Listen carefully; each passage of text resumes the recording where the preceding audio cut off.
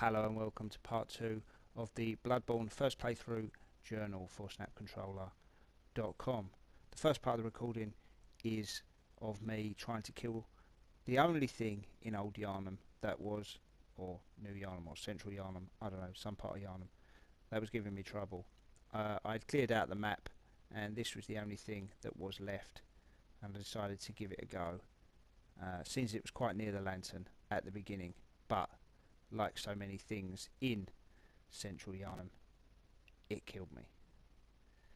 And like so many things in Bloodborne, it did it not once, not twice, but many, many times.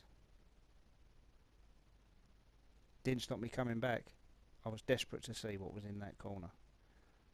So I came back again, and again, and again, and again, and again. And it didn't help that I didn't know how to repair my weapon at this point, or that I even could repair my weapon. So I'm fighting him with what tantamount to a toothpick. You could see I almost killed him in this one. His life was barely there. There was barely anything in that bar, but he still managed to make sure that he was the one walking away.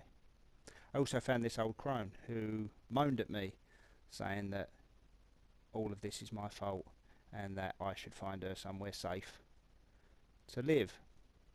So I'm guessing this is some kind of side quest, but at the moment I have no idea, as the only answer I can give her is, have you found me a safe place? No. I met this guy. He seems to be some new kind of beast hunting thing. Fairly easy to kill, fairly predictable, and I can knock him back with my own attacks, so not too worried about him. I also found this guy, and I didn't realise he was a friend at first, so I chopped him in half. Fortunately, he didn't attack me. I was about to turn tail and run, but he is some kind of hunter like me, except he's wearing a weird fancy dress beak mask like the medics of old. He gave me a hunter's mark, which I have no idea what I'm going to do with, because I have no idea what it does. Still, hunter's mark. Yeah! He went on for a bit as well. I also found out this little trick for these two werewolves. If you get down into this room, the dark room that's got the couple of butcher guys in it, the beasts can't get in. So I left a little note to let everyone know that you should lure the beasts here. And if you attack them from that post on the right hand side, they can't get through the door, and you can happily swing away with a heavy attack, chopping them to pieces. It works wonders, especially when, like I said, you don't know how to sharpen your toothpick of a weapon. It's getting quite a lot of votes, that note. People seem to be enjoying my little tip. As I went further on down the bridge, I ran into a new enemy, and when I saw him, I basically shit myself, because it was about 5 times the size of anything I've seen so far, and its life bar was the entire length of the screen. I tried to escape and realised that was impossible. There's not a lot you can do when you don't know much about the game, you don't know how to manipulate your attacks, and you've got a weapon that hasn't been upgraded at all.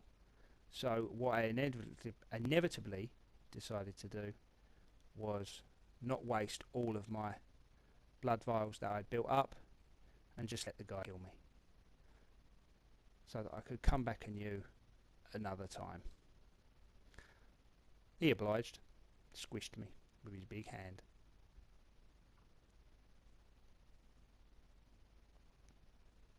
I'll be back, cleric beast.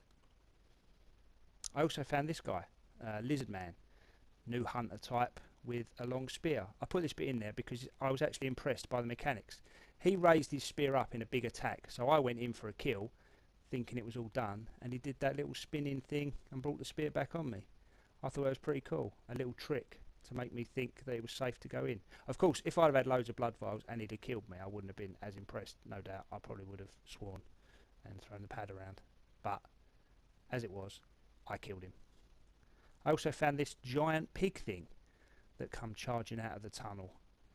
This ugly zombie mutant pig that is, I don't know what it's been feeding on, but it should not have got that size.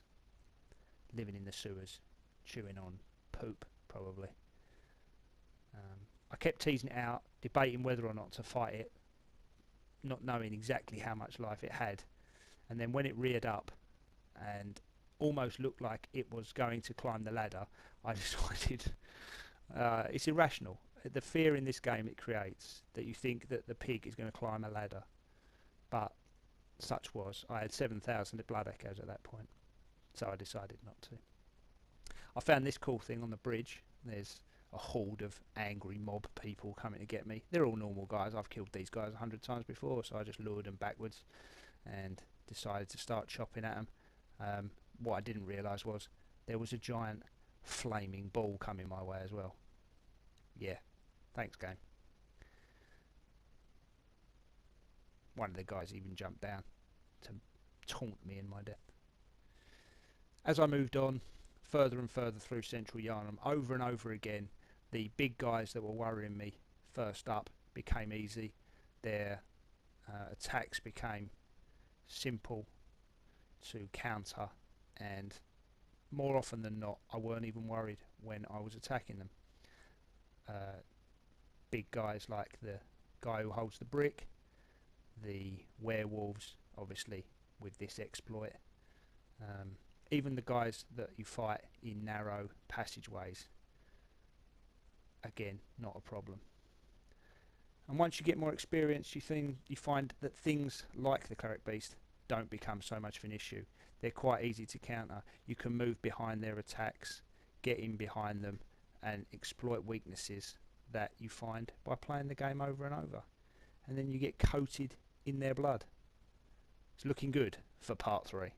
I'll see you then.